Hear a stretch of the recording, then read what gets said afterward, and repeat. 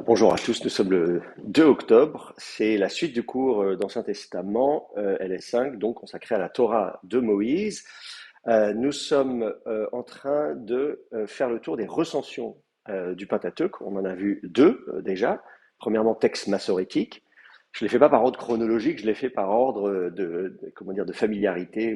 Voilà. Donc, on a commencé avec le texte massorétique qui est la recension que tout le monde connaît. Celle avec laquelle on fait ses armes et on apprend l'hébreu, et celle sur laquelle sont basées les traductions françaises de la Bible, la plupart d'entre elles.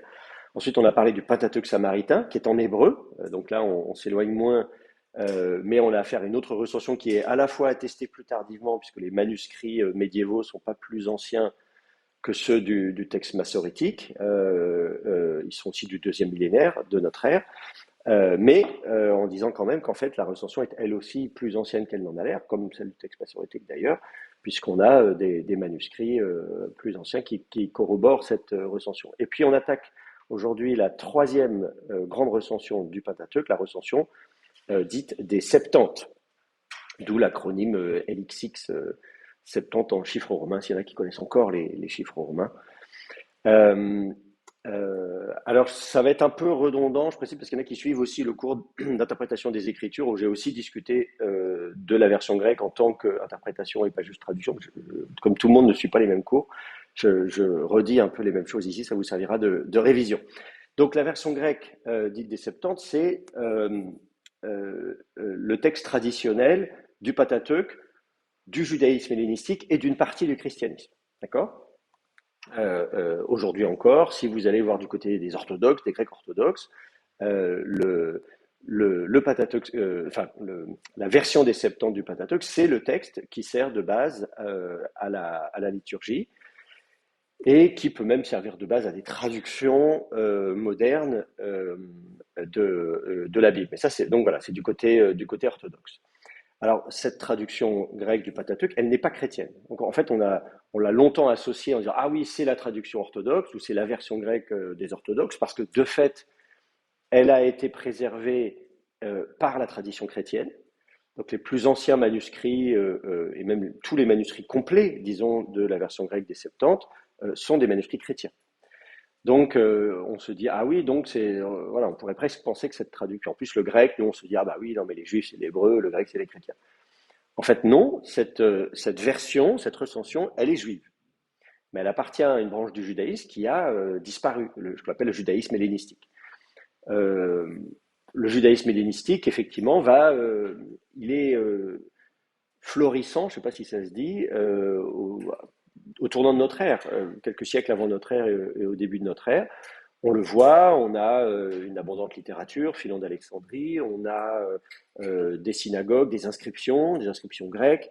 On continue à faire des découvertes, vous voyez, même dans la mer, si vous voulez voir du côté de la mer Noire, les pays comme la Bulgarie, la Roumanie, etc., etc., l'Ukraine, la Crimée, tout ça, on a encore quelques années découvert une petite lamelle d'or avec le Shema Israël, mais écrit en transcription grecque. Voilà, donc c'est super intéressant. Donc on voit des communautés juives de langue grecque qui veulent apprendre le Shema Israël, mais quand même en hébreu, mais du coup en translittération grecque. Bon.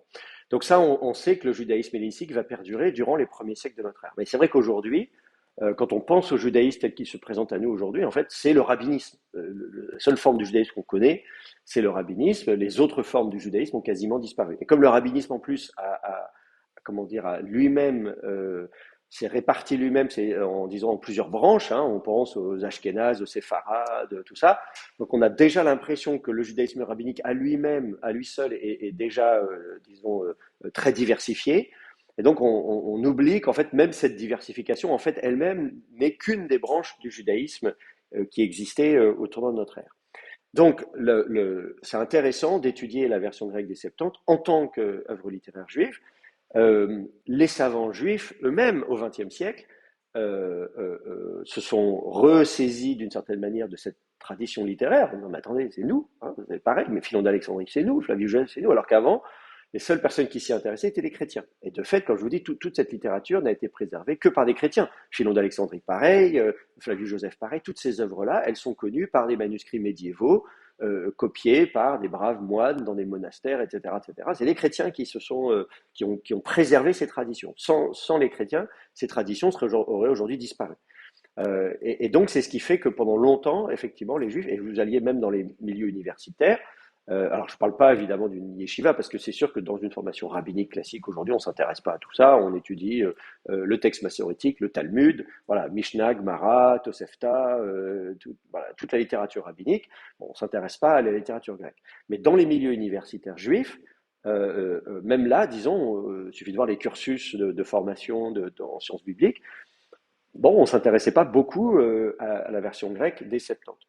Un savant juif qui s'y est beaucoup intéressé, c'est Emmanuel Tov, qui a marqué le XXe siècle et le début du XXIe siècle aussi, parce que c'est quelqu'un donc, qui, justement, un savant juif, un bibliste, mais qui s'est intéressé de près à la version grecque des Septante et à faire une analyse comparée, c'est-à-dire vraiment verset par verset, mot à mot.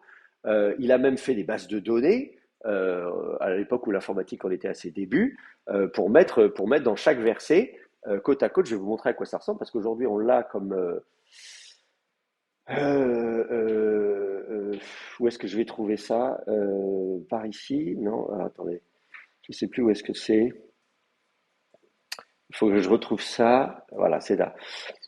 Vous allez avoir, je ne sais pas pourquoi il le met dans le Siracide, mais évidemment c'est pas le meilleur exemple. On va prendre le début, on va prendre la Genèse, c'est le plus simple. Voilà. Et donc vous avez la base de données faite par Emmanuel Tov, où il prend le texte hébreu, Bereshit, Bara, Elohim, et Hasharim, et Haaretz.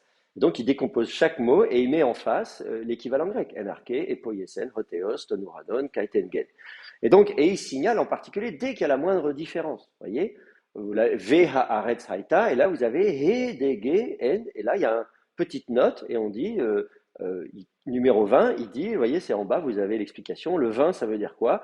Différence de séquence entre le texte massorétique et les Septante, et donc qui est signalé après le premier mot hébreu et avant le deuxième, etc., etc. Donc on vous dit que là, il y a une différence de séquence, d'ordre des mots. Après, c'est sûr, l'hébreu et le grec n'ont pas la même syntaxe, hein, l'ordre des mots dans la phrase, donc voilà, ça, c'est pas très gênant.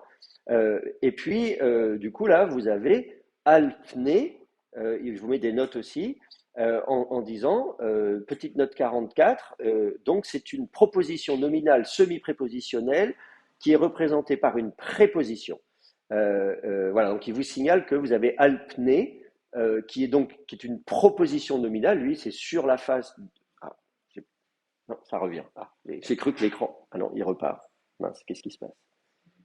On ne touche plus. Bref, donc il y a plusieurs mots en hébreu qui sont traduits par une préposition en grec, parce que alpné, c'est une construction, c'est-à-dire sur, vous savez, panim, c'est les joues, hein, donc alpné, c'est sur les joues d'eux, donc sur la face d'eux, donc à la surface d'eux, vous voyez, bon, bref. Donc ça, alors que vous n'avez pas l'équivalent en grec, vous avez ça, voilà. Donc voilà, donc il a fait vraiment un truc super détaillé, et puis évidemment, à chaque fois qu'il y a des mots qui ne sont pas en hébreu mais qui sont en grec. Donc là, par exemple, ici, à la fin du verset 6, on vous dit, dans la colonne hébraïque, ça vous dit que il y a des choses en grec. Là, vous avez le kai et geneto. Il dit, il n'y a pas d'équivalent en hébreu. Et le hutos, il n'y a pas d'équivalent en hébreu. Alors, il vous propose ce que le traducteur grec a pu traduire de l'hébreu, en disant le traducteur grec, il n'a peut-être pas inventé ça, il avait un texte hébreu sous les yeux, et peut-être que ce qu'il avait sous l'hébreu, c'était Vaihi Ken, par exemple. Donc lui, il propose que, en fait, le Kaye Geneto Hutos, en fait, c'est une traduction grecque de Vaihi Ken en hébreu. On ne l'a pas dans le texte massorétique. Peut-être que le traducteur grec l'avait sous les yeux, que le texte hébreu que le traducteur grec avait sous les yeux avait ce. Mais c'est une rétroversion, vous voyez, c'est indiqué comme tel, une rétroversion, c'est-à-dire, j'imagine quel est le texte source qui a été traduit comme ça. Voilà, donc ça, il faut un petit peu jongler. Et donc, vous imaginez le travail colossal que ça représente de faire ça pour toute la Bible. Donc, Emmanuel Tov, ensuite, s'est vu confier par les Israéliens la direction du projet de publication des manuscrits de la mer Morte. Donc, tous les grands volumes de tous les manuscrits de la mer Morte, à partir des années 80-90, c'est lui qui a repris le projet et qui a fait aboutir, en mettant une centaine de personnes sur l'affaire, des doctorants beaucoup à l'époque. Donc, les éditions sont pas toujours il y a pas mal d'erreurs, mais au moins ça a le mérite d'exister. Et donc, alors qu'Emmanuel Tov, au début, effectivement, s'intéressait surtout au grec, mais il connaissait évidemment bien l'hébreu aussi, et surtout, il s'intéressait aux différences entre les manuscrits. Et c'est effectivement un des apports des manuscrits de la Mer Morte, on en reparlera, vous imaginez bien, ce qui est de justement confronter ces recensions à la documentation manuscrite. Donc, c'est intéressant de voir que ce travail-là a été fait par un juif, alors qu'avant, il n'y avait pas beaucoup de juifs. Et donc maintenant, il a changé la donne, et ça devient pratiquement standard dans une formation en sciences bibliques ou même en histoire du judaïsme dans les universités juives. On va évidemment parler de la version grecque des Septante. Alors, je dirais que cela dit, même du côté des chrétiens, tout le monde ne s'intéresse pas forcément aux Septante. Je pense notamment aux protestants, je dis ça parce qu'on est dans une faculté de théologie protestante, où précisément un des points forts de la réforme, c'était Hebraïca Veritas, hein, c'est le texte hébreu, c'est le bon texte. On critiquait à l'époque la version latine, évidemment, on disait, ah mais voilà, le texte de référence est la Vulgate, la version latine, mais en fait la version latine n'est qu'une traduction, traduire c'est trahir, donc nous on va revenir à l'hébreu d'origine.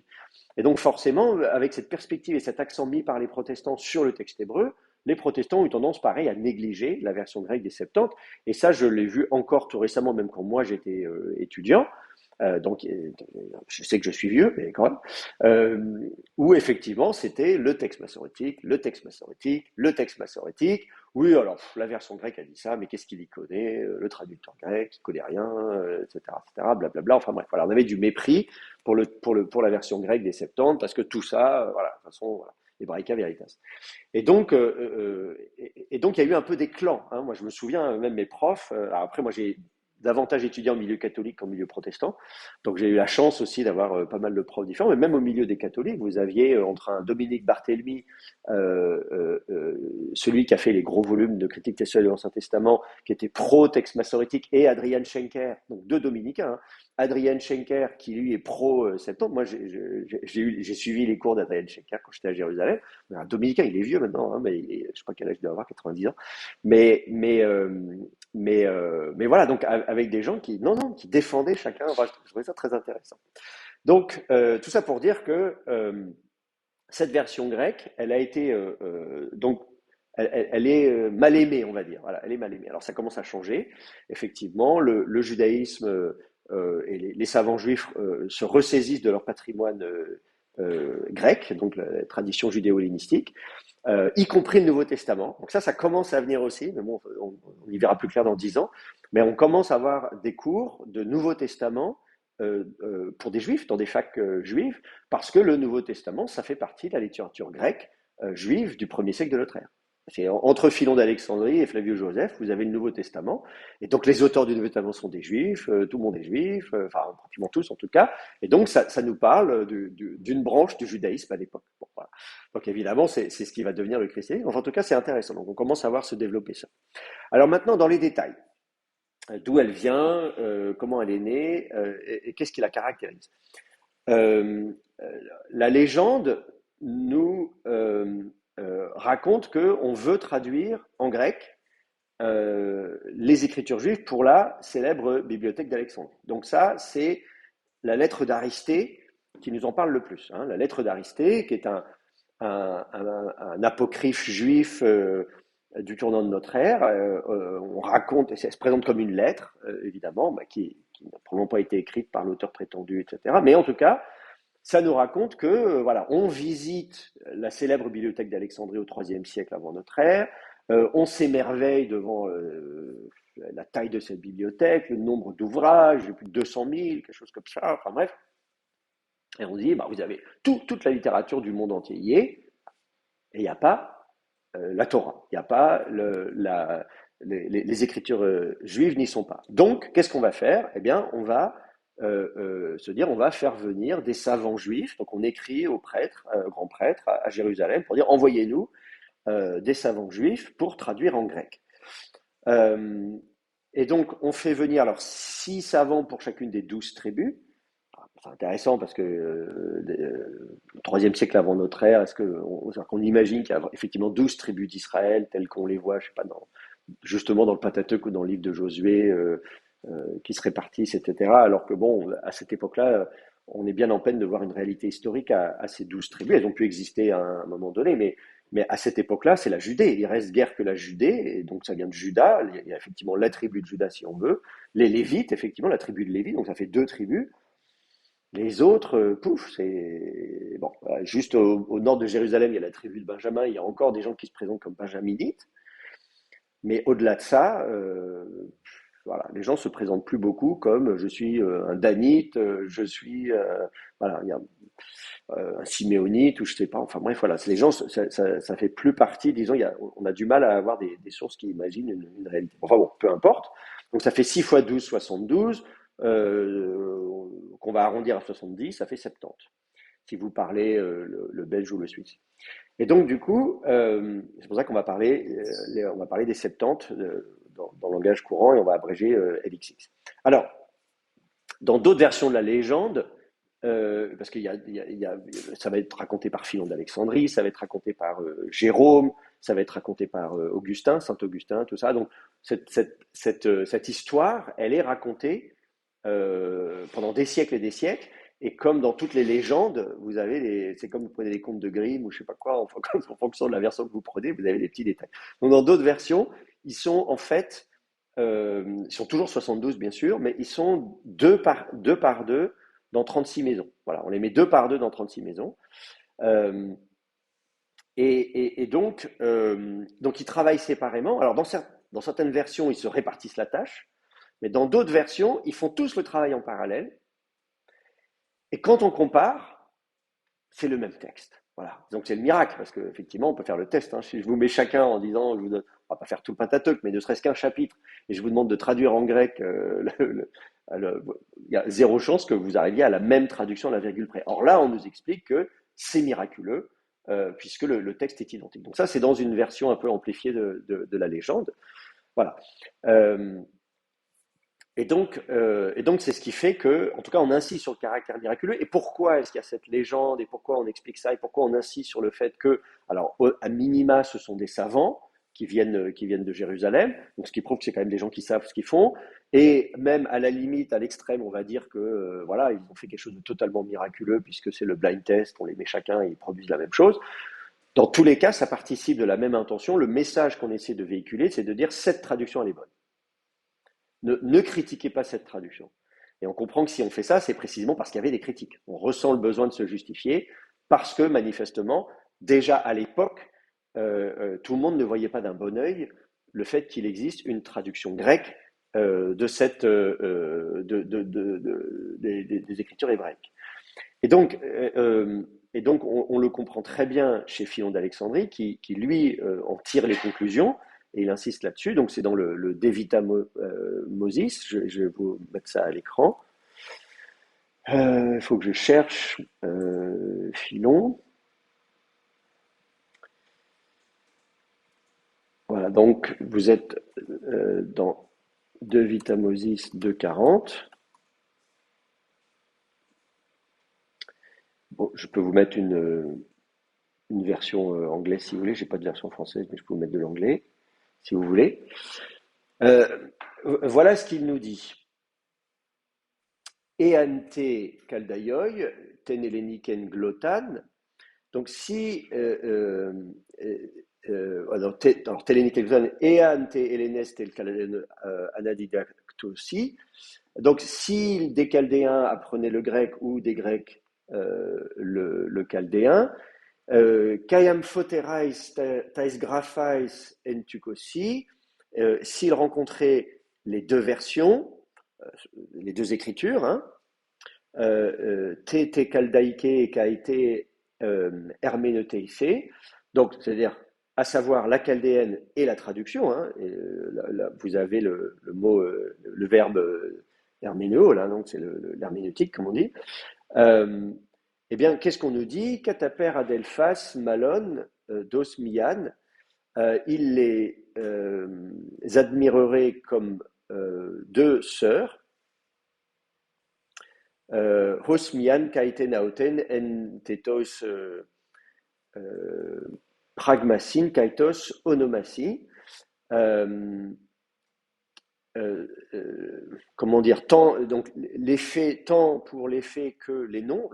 c'est-à-dire le fond et la forme, hein, c'est comme ça qu'il faut le comprendre, tant pour le fond que pour la forme. Euh, Ça clignote encore, je ne sais pas pourquoi notre vidéoprojecteur est capricieux. Euh, et donc, euh, on nous dit quoi? Hoc Hermeneas Ekeinus al Hierophantas kai prophetas prosago reontes.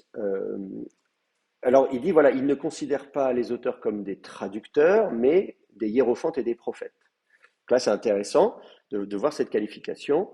Hois exegeneto sundramein logismois. Donc, eux, à qui il a été accordé en sincère pensée,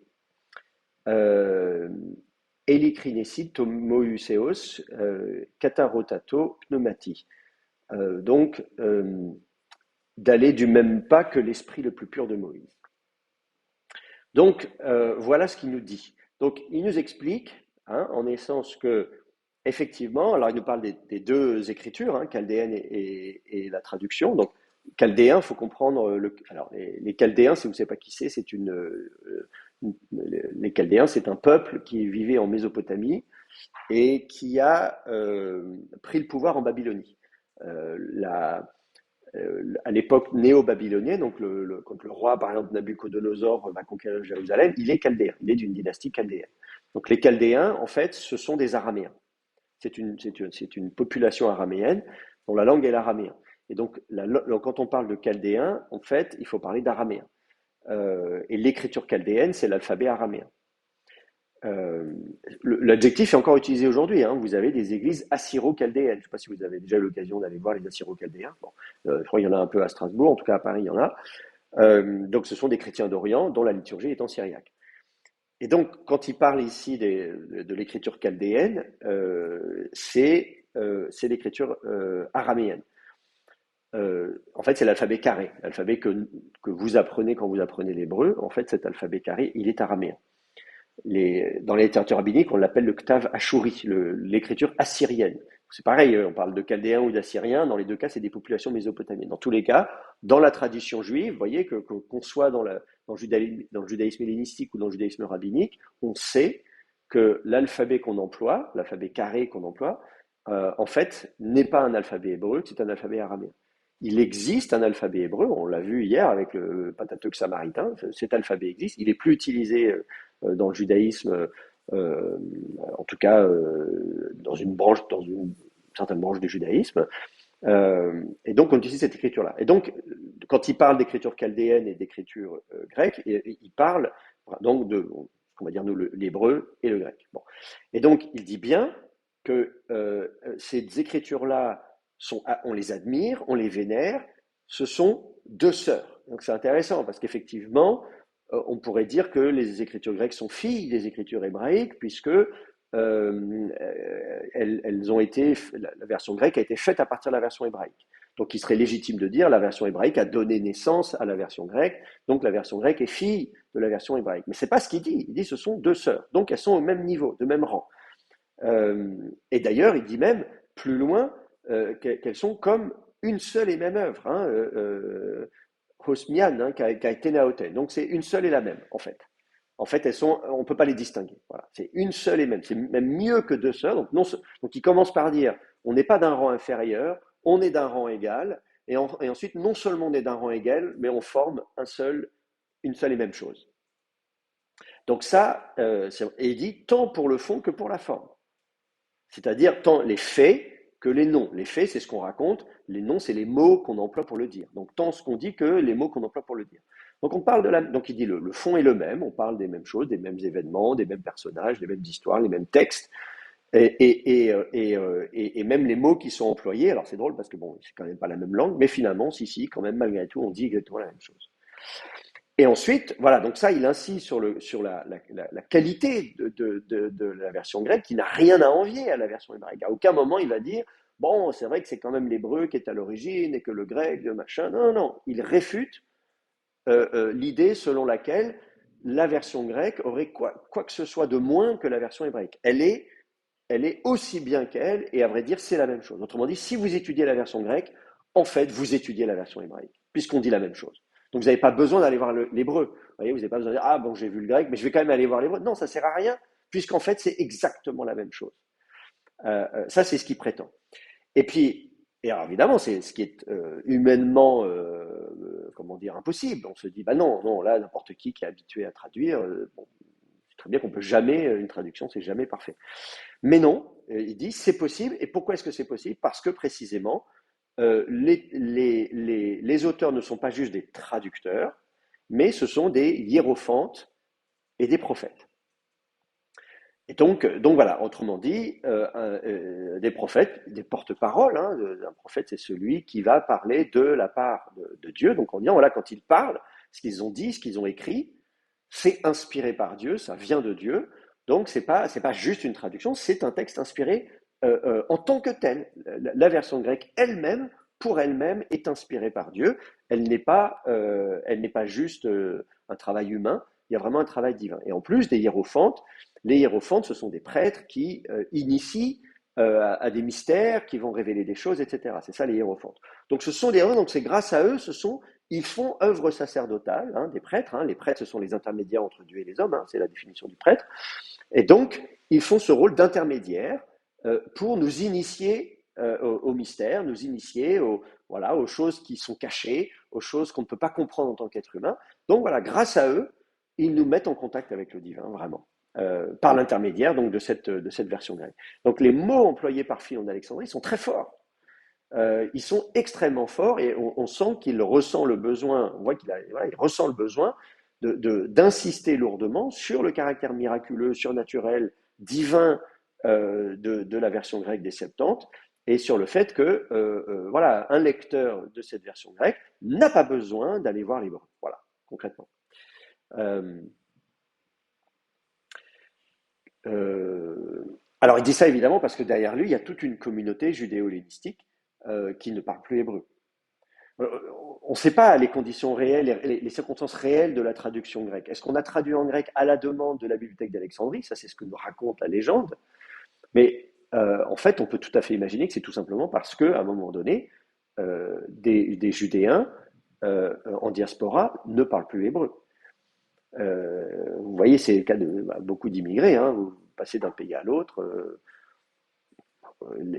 Ceux qui migrent parlent couramment la langue à la maison. Les enfants, ils parlent la langue, mais ils vont à l'école où ils jouent avec les gosses, les voisins, donc ils parlent un peu des deux langues. Eux-mêmes, une fois adultes, bon, ils ont eux-mêmes des enfants. Et voilà, au bout de 3 générations, c'est fini.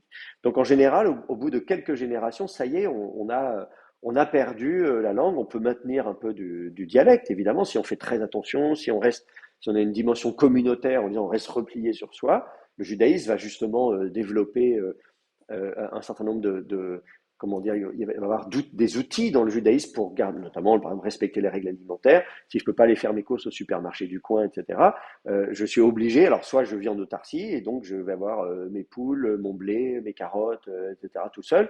Ce qui est un peu compliqué, ce qui est possible, mais bon, ou bien sinon, je vais vivre en communauté avec d'autres juifs en disant, toi, tu vas élever des poulets, et puis moi, je vais avoir un champ de blé, et je vais faire du pain, moi, je vais être boulanger, toi, tu vas être charcutier, machin, et comme ça, voilà.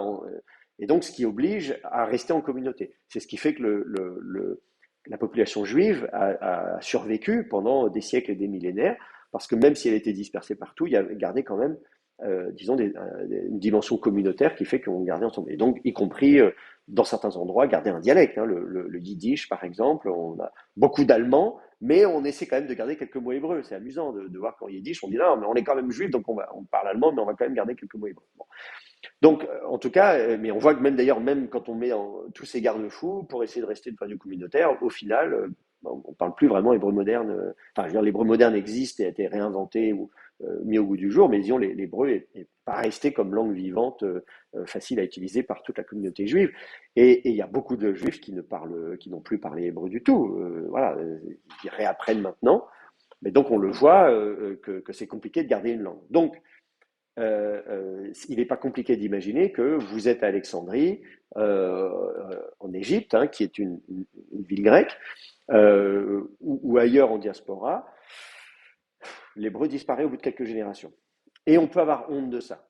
Et là encore, je mets en parallèle le fait qu'aujourd'hui, puisque l'hébreu est de nouveau une langue très vivante, utilisée par des millions de gens, etc., les juifs qui ne parlent pas hébreu euh, comment dire, pas qu'ils ont honte, mais certains se sentent un petit peu des juifs de seconde zone. Et donc c'est intéressant de voir qu'il y a beaucoup de juifs aujourd'hui qui apprennent massivement l'hébreu moderne, avec la prononciation israélienne moderne, alors qu'eux-mêmes, typiquement, des juifs séfarades qui parlent arabe, la langue arabe a gardé tout un tas de phonèmes de l'hébreu ancien qui ont disparu en hébreu moderne.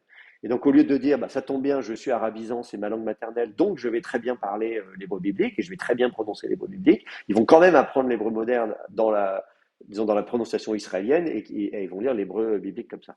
Donc, voilà, ça, c'est des phénomènes très intéressants à observer. Et je me dis, de la même manière, je vois très bien ce que ça peut faire. Donc, quand je vois aujourd'hui, voilà, les juifs qui peuvent être mal à l'aise à l'idée, bah, je suis juif, mais je ne parle pas hébreu moderne. À l'époque, on imagine très bien aussi que un certain nombre de la communauté pouvait se dire, mince, je suis juif, mais je ne sais pas lire la Torah, quoi. Et donc, on a pu faire une traduction grecque. On dit, bah, écoutez, on va traduire pour vous. Et en même temps, pour éviter de dire, bah, on l'a fait parce que les gens, ils savent pas l'hébreu, et ce qui aurait pu, on imagine très bien des juifs, notamment en Judée, dire honte à vous, vous prétendez juifs, mais vous savez pas lire l'hébreu, vous savez pas la Torah, etc., etc. Donc, pour éviter ce phénomène de honte, on dit, ah non, non, c'est pas nous. C'est la bibliothèque d'Alexandrie qui voulait avoir la Torah. Donc voilà, non, non, c'est pas, voilà. Donc, et c'est pas nous qui l'avons traduite, ce sont des savants de Jérusalem et ils ont été inspirés par Dieu, etc., etc. Donc voilà, donc d'un seul coup, hop, on explique qu'en fait, non, non, tout va très bien. Donc ça, voilà, il faut essayer, on peut imaginer qu'est-ce qui s'est passé historiquement pour justifier comment dire, la réalisation de cette version grecque. Mais en tout cas, on arrive à l'époque de Philon d'Alexandrie avec une posture très claire, très nette. Les écritures grecques, elles ont autorité au même titre que les écritures hébraïques. Donc, pas besoin d'aller voir l'hébreu, le grec suffit, le grec est inspiré, etc., etc. Bon. Alors donc évidemment, le christianisme naissant va utiliser cette version. Je ne parle pas des Nazoréens qui sont les disciples de Jésus en Judée. Eux, ils parlent très bien araméen et hébreu, donc ils n'ont pas besoin de ça. Mais des milieux hellénistiques. Et on voit très bien dans le livre des Actes des Apôtres l'évolution. Au départ, on est à Jérusalem, on est en Judée, tout va très bien, on parle araméen, c'est les Nazoréens, ou les Nazaréens, comme vous voulez. Et puis après, on s'en va. Et on nous explique que c'est là qu'on va introduire le terme chrétien, christianos. Les Actes des Apôtres nous disent ça au chapitre 11. On nous dit c'est à Antioche, hein, acte 11, verset 26, on dit c'est à Antioche que pour la première fois, les disciples, on les appelle des chrétiens, c'est-à-dire christianos, le christianisme, c'est-à-dire du terme grec, Christos, qui est l'équivalent de l'hébreu Mashiach, donc du Messie, le Messie, celui qui est loin. Bon, donc on comprend bien que quand on arrive à Antioche, ah oui, là on est loin. Antioche, oulala, on n'est plus en Judée, voilà, oh là là, on parle plus hébreu, l'araméen peut-être un peu, mais là on arrive sur la côte méditerranéenne et puis après, il y a, évidemment, en plus on est en route vers la Turquie, la Grèce, machin, donc là c'est le grec.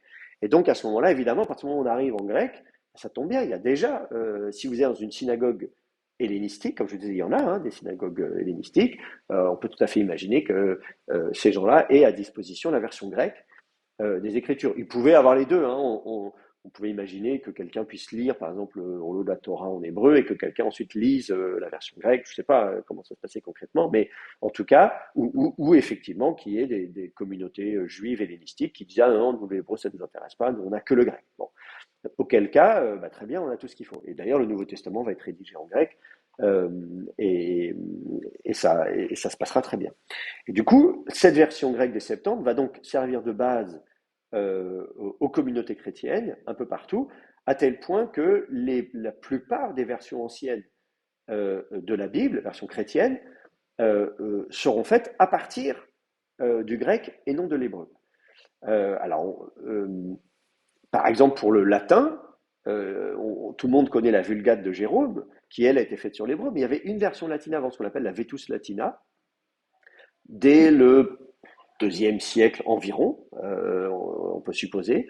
On a une version latine qui est faite pour les chrétiens à Rome, etc., qui parlent le latin, ne parlent pas le grec, et donc on dit bah, on va traduire pour vous en latin. Et à partir de quoi on traduit? À partir de la version des Septante. Euh, En copte, pareil, le copte c'est l'égyptien, à partir des Septante. Même pour des traductions en langue sémitique. Ça, c'est quand même intéressant comme phénomène. C'est-à-dire que même pour des chrétiens de langue araméenne, je pense au syriaque, notamment, c'est l'araméen qui est très connu, puisque vous avez donc les chrétiens maronites, les chrétiens melkites, les assyro-chaldéens, donc tous ces chrétiens d'Orient dont la liturgie est en syriaque, le syriaque c'est un dialecte araméen, eh bien la version grecque, la version syriaque, pardon, et donc qui est de l'araméen, qui est la langue que Jésus parlait, qui est proche de l'hébreu, langue sœur de l'hébreu, eh bien même ces versions-là, elles sont faites à partir du grec. Donc c'est quand même surprenant d'imaginer que on traduise des textes, moi je ne sais pas, y compris de l'Ancien Testament, qui ont été rédigés en hébreu, euh, on les traduit en grec, et du grec on les traduit en syriaque, qui est un dialecte araméen. Voilà. Donc on se dit, mince, c'est un peu ballot parce qu'il y avait quand même l'hébreu.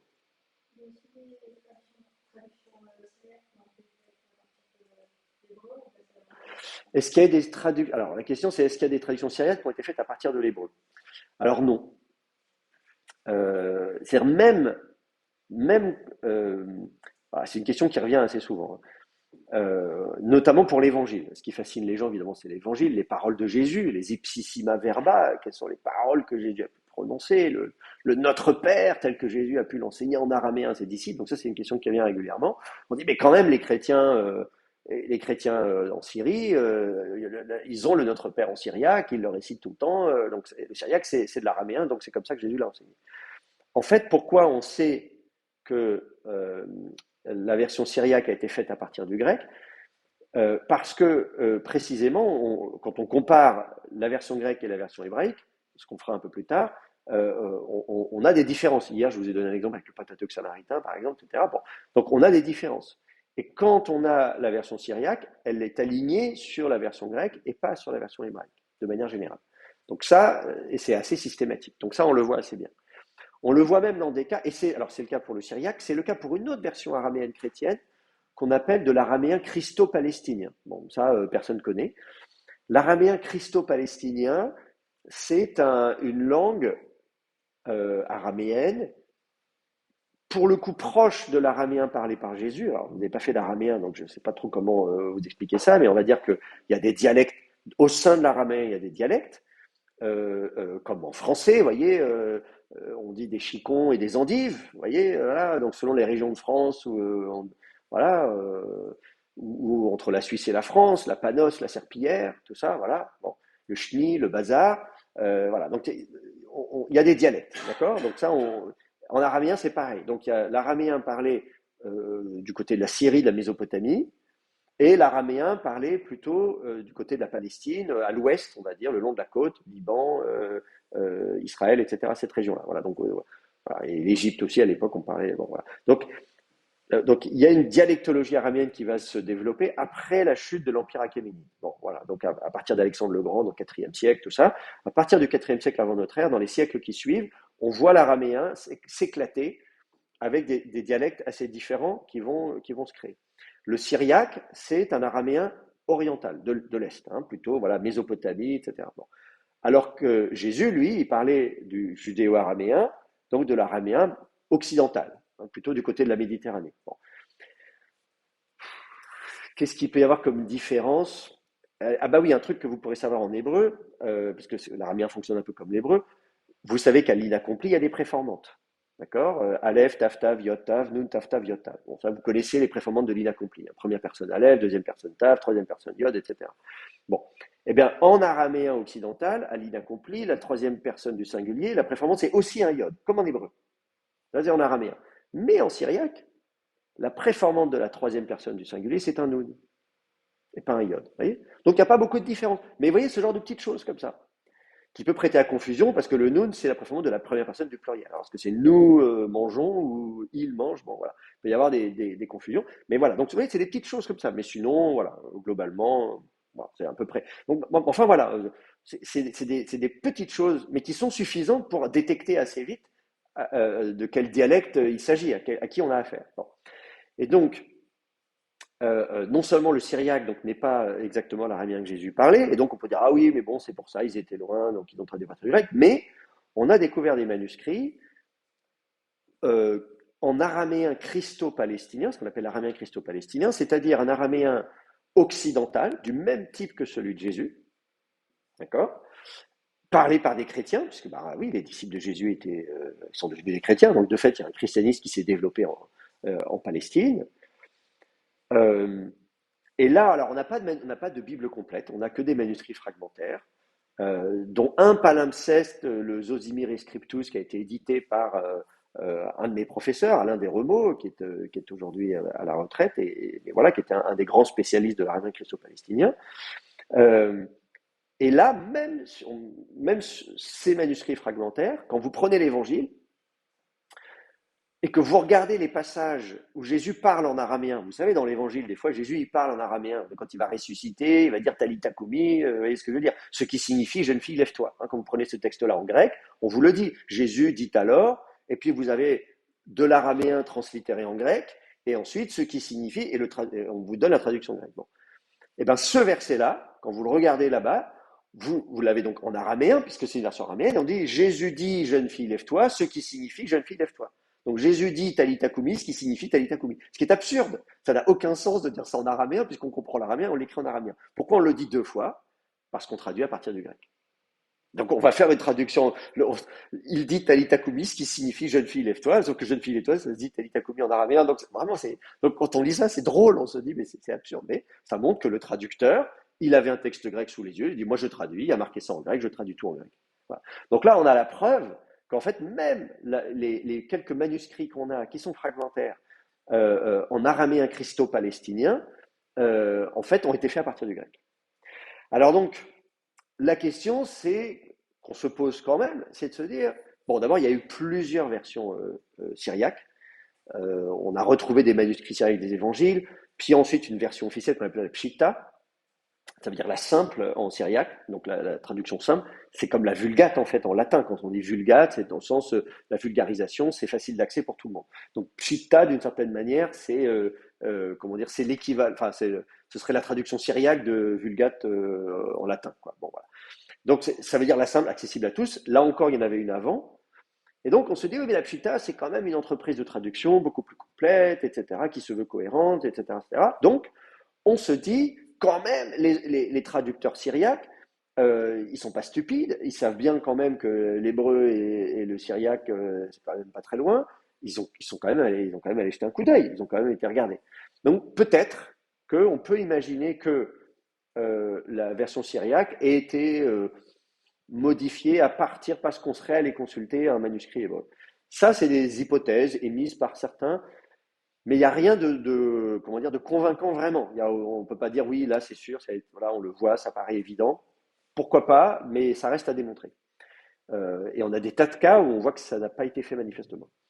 Euh, une autre explication, enfin une autre proposition qui a été faite, notamment pour les évangiles, c'est de dire oui, il n'avait peut-être pas de texte hébreu ou araméen des évangiles sous les yeux, à supposer qu'il y ait eu un évangile rédigé en araméen, voilà, qu'on ne connaîtrait pas. Euh, mais il y avait une tradition orale. Et donc, ils connaissaient les enseignements de Jésus à l'oral en araméen, et donc ils les ont intégrés directement, etc. Donc ça, voilà. C'est pareil, c'est impossible à vérifier, puisque si c'est oral, bah, par définition, on n'a pas de trace, voilà, on n'a pas d'enregistrement audio de l'époque. Donc on ne sait pas quelle était la tradition orale. Donc voilà, donc ça, c'est des choses qui ont été proposées aussi. Pourquoi pas? Mais voilà, pour l'instant, il n'y a rien de définitif. Donc quand même, disons, pour faire simple, ce qu'on observe, c'est que la version syriaque, elle est faite sur le grec. Et ce, alors même qu'effectivement, les auteurs n'ignoraient pas que les textes avaient été faits en hébreu. Et je pense qu'il y a aussi une idéologie à cela. C'est qu'on est à l'époque où il y a déjà un antisémitisme assez fort. Donc, aller voir du côté de l'hébreu, c'est fricoter avec les juifs, avec les rabbins. Désolé, mais on ne mélange pas les torchons et les serviettes. Regardez quand Jérôme va aller à Bethléem et va traduire, faire la Vulgate, hein, la version latine, en allant apprendre l'hébreu auprès des rabbins, etc., etc., il est conspué, il est critiqué. Saint Augustin lui dit, mais t'es un judaïsant. Donc quelqu'un qui ferait ça, ce serait très mal vu. Et donc l'argument linguistique ne suffit pas. Nous, on raisonne aujourd'hui parce que voilà, de façon logique, rationnelle, d'un point de vue linguistique, philologique, tout ça, ça nous paraît logique. Mais évidemment, il faut se mettre dans la situation de l'époque, de dire, mais comment moi je vais aller parler à des rabbins, les juifs, qui ont crucifié le Christ? Jamais de la vie, Berk, qu'ils aillent griller en enfer. Vous voyez, c'est ça que les gens se disaient à l'époque. L'anti-judaïsme, il est très tôt dans l'histoire du christianisme. D'ailleurs, on sait qu'il est, il est préexistant au christianisme. Philon d'Alexandrie nous en parle, puisqu'il nous raconte un pogrom des Juifs à Alexandrie, etc., etc. Donc c'est avant la naissance du christianisme. Donc, c'est-à-dire que, voilà, et puis, bah, si vous lisez le livre d'Esther, si vous lisez, enfin, voilà, on voit déjà dans la tradition juive pré-chrétienne que il y a déjà de l'antijudaïsme pré-chrétien. Mais les chrétiens vont donc hériter de cet antijudaïsme, et bien sûr, dessus, on va lui mettre un argument supplémentaire qui va peser très lourd, c'est le fait que les Juifs, bah voilà, ils n'ont pas reconnu que Jésus était le Messie. Ils n'ont pas reconnu que Jésus était le Messie, et donc c'est du blasphème. Voilà, parce qu'en plus, Jésus est Dieu, donc si Jésus est Dieu, bon, c'est du blasphème. Donc, donc vraiment, là, et on a des auteurs chrétiens dès le deuxième siècle de notre ère, hein, qui ne se cachent pas d'un anti-judaïsme assez fort. Et puis bien sûr, au IVe siècle, bon, vous avez Saint-Augustin, vous avez plein de gens. Donc ça, on voit que très tôt dans l'histoire du christianisme, il y a un anti-judaïsme. Donc, si vous voulez, c'est aussi pour ça que moi, je ne suis pas surpris que finalement la version syriaque ait été faite à partir du grec. Une autre version sémitique ancienne, c'est l'éthiopien. Et la version éthiopienne a été, elle aussi, faite à partir du grec. Alors, l'éthiopien donc, est une langue sémitique. L'Éthiopie, c'est un peu au sud, hein, donc ça fait partie des langues sud-sémitiques, donc sémitiques méridionales, apparentées au sud-arabique. Donc l'arabe, c'est oui, l'arabe du nord, l'arabe du sud, etc. Et donc, il y a une riche tradition manuscrite. J'en profite pour vous dire, ce week-end, là, j'étais en Suisse, j'ai fait des photos d'un manuscrit éthiopien inédit. Regardez comme il est beau. Il va falloir travailler dessus si quelqu'un est intéressé pour faire une thèse de doctorat sur ce manuscrit éthiopien. Voilà. Ça, c'est l'écriture éthiopienne. L'écriture éthiopienne, c'est pas une écriture alphabétique, c'est une écriture syllabique. Donc chaque lettre que vous voyez, en fait, n'est pas une lettre. Voyez. Là, ça, c'est comme le Aleph, mais ce Aleph modifié pour mettre un shfa. Voyez, c'est comme si vous dites E. Voilà. Euh, donc voilà. Et donc vous avez comme ça, ben voilà, c'est très joli, hein, l'éthiopien. Voyez, c'est magnifique. Donc ça s'apprend. Bon, il y a peu de gens, hein, malheureusement, qui apprennent l'éthiopien.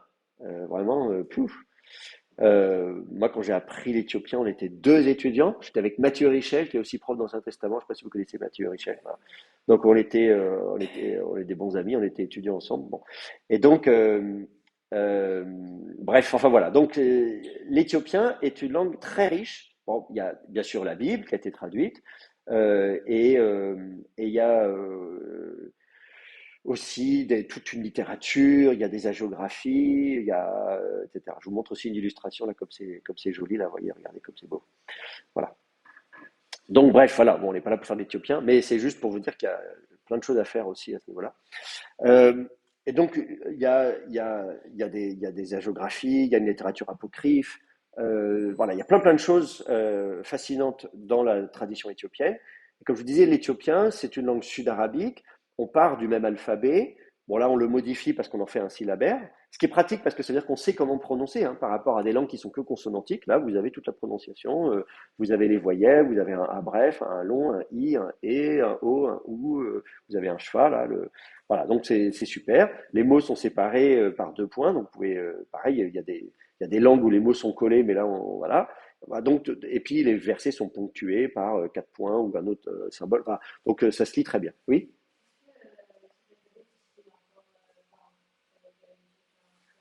Est-ce qu'il a encore utilisé l'alphabet aujourd'hui? Alors oui, l'alphabet, donc là ce que je vous ai montré c'est du Ge'ez, donc c'est l'éthiopien ancien.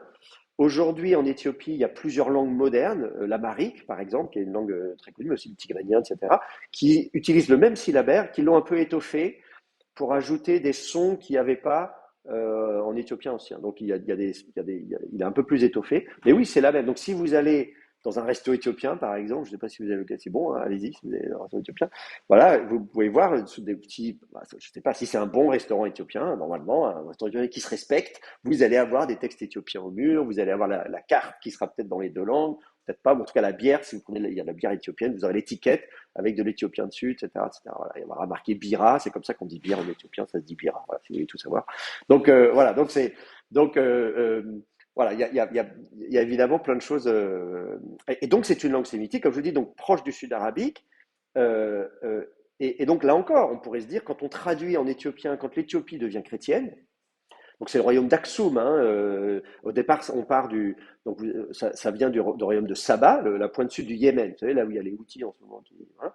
Et donc, le royaume de Saba va s'étendre sur la corne de l'Afrique, et puis le centre de gravité va se déplacer, finalement va se retrouver à Aksum, etc. Et puis aujourd'hui encore, là, vous allez à la Libella, vous avez des temples, des sanctuaires, enfin c'est magnifique. Et ils ont l'Arche de l'Alliance, ils ont plein de choses. Je ne sais pas pourquoi Indiana Jones va la chercher, je ne sais où, parce qu'elle est en Éthiopie, l'Arche de l'Alliance, vous ne saviez pas, mais en fait, bon, voilà. Donc il y a toute une tradition absolument fascinante. Le christianisme éthiopien est merveilleux. Et donc, euh, et donc, on se dit, ah, l'éthiopien étant apparenté à l'hébreu, à l'araméen, langue sémitique, bah, ça paraîtrait logique de traduire à partir de l'hébreu. Et bien là encore, c'est pas le cas.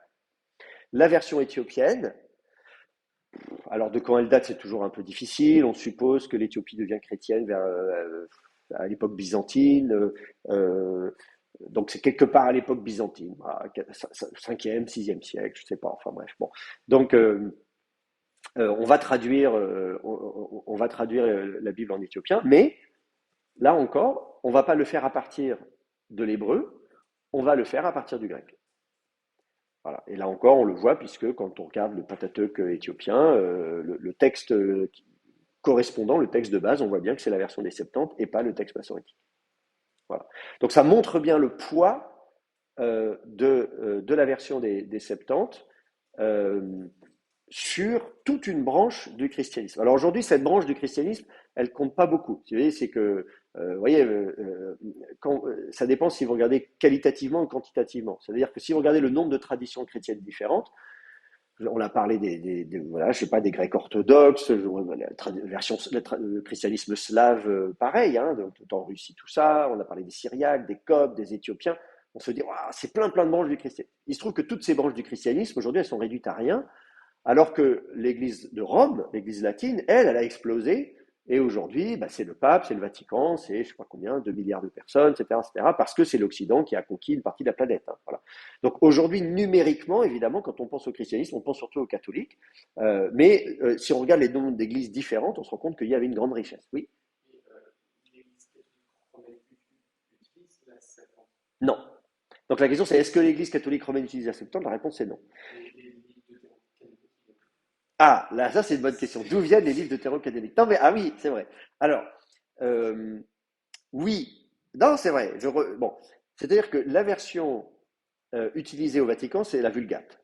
Et justement, la caractéristique de la Vulgate de Jérôme, c'est de traduire sur l'hébreu. Jérôme a dit, mais moi, je traduis à partir de l'hébreu. Ah, donc, comme je vous dis, il s'est beaucoup fait critiquer à l'époque, précisément parce qu'il y avait déjà une version latine, Navetus Latina, et lui il disait, bah non, ça va pas, parce que regardez moi je regarde, si vous regardez l'hébreu, c'est pas bon. Donc c'est Vetus Latina, c'est une traduction de traduction, c'est une photocopie de photocopie. Bon. Donc moi je vais aller chercher directement l'hébreu. Il se fait critiquer. Alors évidemment, il suit l'hébreu quand il peut. Donc, effectivement, vous faites la remarque, il y a des livres, les deutérocanoniques, qui n'existent pas en hébreu. Et donc, il n'a pas pu, effectivement. Ceux-là, il les a traduits pour certains, donc en général à partir du grec, effectivement. Depuis, on a trouvé des versions hébraïques ou araméennes de certains de ces livres, plus ou moins complètes. Euh, mais c'est vrai qu'à son époque, il s'est contenté de ça. Même, pour aller dans votre sens, même le livre des psaumes, qui pourtant existait en hébreu, il a fait deux traductions du livre des psaumes. Une traduction à partir du grec et une traduction à partir de l'hébreu. Euh, alors pourquoi il a fait deux traductions? Précisément parce que le livre des psaumes, comment dire, il était déjà beaucoup critiqué parce qu'il traduisait à partir de l'hébreu, mais en plus, le livre des psaumes était utilisé dans la liturgie. Et donc les gens connaissent, c'est comme si vous apprenez un cantique. Je ne sais pas si vous avez ce phénomène, si vous allez dans des églises protestantes aujourd'hui, vous avez la louange contemporaine, tous les trucs traduits de l'anglais. Vous avez trois traductions différentes du même cantique, du même chant. Hein, les trucs de Hillsong, de je sais pas qui, etc. Tous ces machins-là, Bethel, tout ça. Vous les regardez et je dis, mais non, mais c'est pas ça, mais c'est pas ça, mais c'est pas ça. Parfois, vous avez même des strophes apocryphes. Une fois, j'ai mis un truc sur Twitter, ça n'a pas plu à un pasteur réformé d'une église à Paris que je connais bien, et j'étais au culte là-bas. Bon, c'était au Marais, c'était Gilles Boucaumont, voilà, tant pis, bon, on s'entend bien. Donc, bref, et j'étais, bref, et il y avait un couplet supplémentaire d'un truc qui, dans l'original, il n'y a pas de. Voilà. Et en plus, je connaissais le compositeur de ce chant, donc je étais bien placé pour savoir que non, non, non, il n'a pas. Bref. Donc je dis, ah tiens, c'est apocryphe. Moi, j'aime bien les apocryphes, donc j'ai dit ça avec humour, mais bon, bref, voilà. Après, ça fait une polémique, ça a déclenché, vous savez comment ça se passe, les réseaux sociaux ont dit un truc, et puis après, c'est le troll, le machin, enfin bref, bon. Donc c'était très amusant. Mais tout ça pour dire que, effectivement, quand vous êtes habitué à la liturgie, on a un rapport différent avec le texte, quand on le connaît par cœur, quand on le récite, voilà, quand on a un usage quotidien. Et donc, imaginez les gens qui vont à l'église régulièrement et qui chantent les psaumes, et que d'un seul coup, on lui dit, bah voilà, le psaume est là, vous lisez le psaume, on dit, mais non, mais c'est pas ça, ça correspond pas du tout à ce que je connais. Là, qu'est-ce que tu me... Et comme il y a des différences parfois assez marquées entre le texte massorétique et la version grecque pour les psaumes, une version hébraïque, enfin, une version latine faite sur l'hébreu, est assez choquante, on va dire, enfin choquante, en tout cas perturbante, on peut dire, pour un certain nombre de chrétiens. Donc là, effectivement, Jérôme a dit bon, très bien, voilà, je vais traduire les psaumes à partir du grec. Je vais aussi faire une traduction à partir donc il a fait deux traductions des psaumes. Euh, donc Jérôme, il a voilà, une traduction latine à partir du grec qui rassure tout le monde et une traduction latine à partir de l'hébreu, mais qui est très intéressante également. Et c'est intéressant de comparer les deux traductions de Saint Jérôme, tout ça, etc. Donc ça, c'est effectivement intéressant. Donc oui, ça nous montre là encore que oui, donc l'Église catholique romaine a quand même effectivement, c'est bien de le signaler, a quand même encore, d'une certaine manière, une place accordée à la version grecque euh, de certains textes. Mais s'agissant des Septante stricto sensu, c'est-à-dire la version grecque de la Torah, parce que là on fait un cours sur la Torah, hein, là, pour le coup, c'est la version. Jérôme n'a fait qu'une seule version latine et elle est basée sur l'hébreu. Et l'hébreu sur lequel est basée la version de Jérôme, c'est le texte massorétique, bon, proto-massorétique parce qu'il n'y avait pas encore les points voyelles, mais c'est le texte consonantique qui est le même que celui dont les massorètes ont hérité. Donc on peut dire, pour faire simple, on peut dire que c'est la recension massorétique. Donc ça, effectivement, quand on parle des Septante, stricto sensu, c'est donc cette version grecque faite du Pentateuque. Et là, pour ça, effectivement, la version latine de Jérôme utilise ça. Alors, ça ne veut pas dire que la version canonique, c'est la version latine, ou que la version canonique, c'est le texte massorétique. L'Église catholique romaine, quand elle décide d'un canon, elle décide de la liste des livres qui sont reconnus comme canoniques, mais pas de leur état textuel. Et ça, il faut le préciser. Et ça, j'ai eu l'occasion d'en parler précisément avec des spécialistes de la question du côté catholique. Donc, moi, je ne suis pas catholique, donc voilà. Mais voilà, donc pour clarifier les choses, c'est-à-dire que si vous dites, mais alors, quelle est la version des psaumes? Est-ce que c'est la version hébraïque ou la version grecque? Est-ce que c'est. Puisque, laquelle est la bonne? La réponse, c'est les deux, mon capitaine. Voilà. Et donc, moi, j'avais posé la question notamment pour le livre de Jérémie, parce que moi, j'ai travaillé sur l'évolution du texte du livre de Jérémie. Et donc, le texte du livre de Jérémie est quand même assez différent quand vous regardez la version grecque et la version hébraïque. Et donc, j'avais posé la question, et notamment discuté avec Adrien Schenker, par exemple. On parlait de lui tout à l'heure, donc faut que vous connaissiez son nom, parce que c'est un très grand spécialiste. Lui me disait, voilà, en tant que théologien catholique, il dit, moi, je peux lire le livre de Jérémie dans les deux versions et les deux sont inspirés. Enfin, voilà, pour lui, il y a cette idée que Les deux sont très intéressants, hein. Il reprend à son compte finalement l'argument de Philon, d'une certaine manière, de dire les deux sont inspirés, l'inspiration divine elle est continue, et donc voilà, il n'y a pas de problème. Le livre de Jérémie est inspiré, ça c'est ce que dit le Concile de Trente. Bon, ben, dans quelle recension bah, moi je prends les deux. Voilà, c'est assez intéressant comme posture. Il y avait aussi une question, une remarque.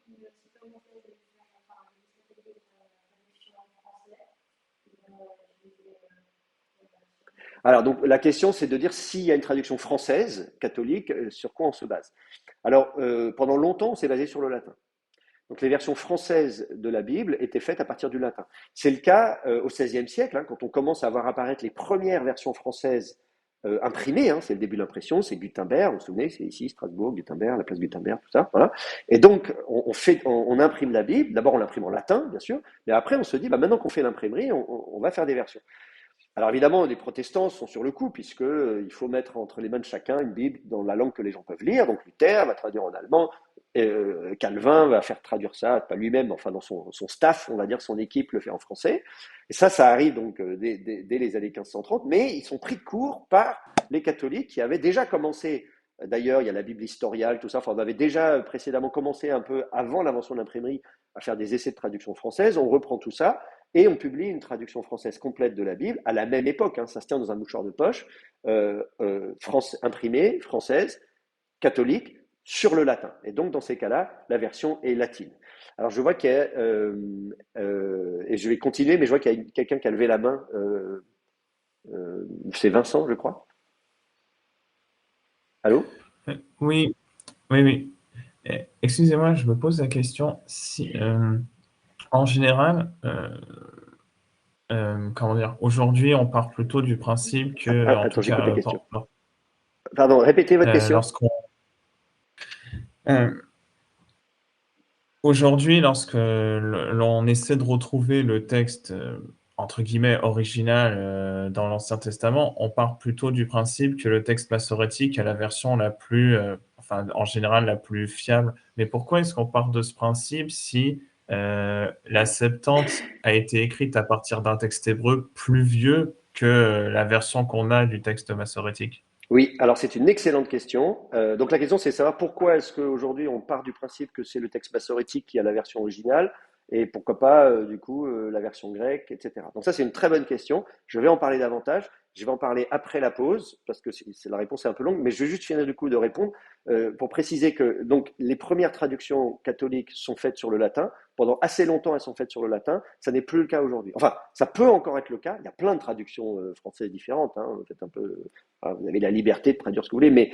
mais disons au XXe siècle, la version catholique la plus connue, la Bible de Jérusalem, était faite à partir de l'hébreu.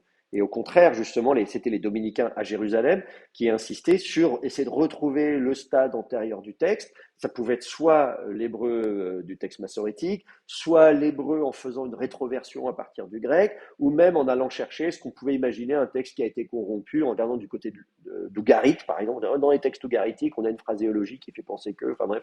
Donc l'idée, c'était même de reconstruire un peu un texte source et de traduire en français ce texte source reconstruit. Donc le XXe siècle, ça a été au contraire une période où on s'est éloigné du texte traditionnel au lieu de dire bah, nous, notre Bible, c'est la Vulgate. Et donc, on traduit en français la Vulgate parce que c'est notre tradition et on l'aime bien comme ça, comme elle est. Le XXe siècle, c'était l'idée, on va remonter le temps, on va faire de l'archéologie, on va retrouver les plus anciens manuscrits, on a les manuscrits de la mer morte, Qumran, machin, etc., etc. Et même encore avant, on n'a pas de texte, mais on peut quand même spéculer. Et donc, on peut essayer de faire un texte virtuel. Et c'est ce texte virtuel, éclectique, reconstitué, qu'on va traduire en français.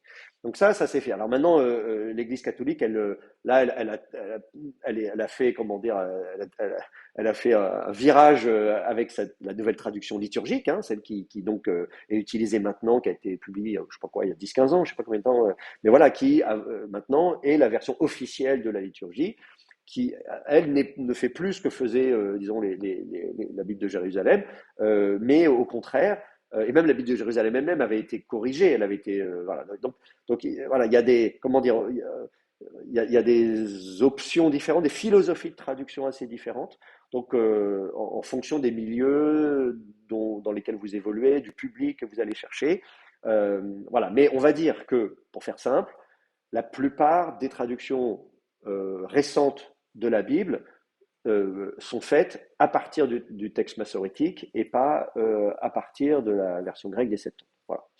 Sauf exception, on va dire. Si vous prenez une Bible comme ça, il y a de fortes chances pour que... Vous pouvez lire, hein, c'est écrit au début en principe sur quoi ils se sont basés sur quel texte, quel texte a servi de base pour la traduction française. Mais en général, c'est plutôt ça. Ok, j'ai répondu à votre question.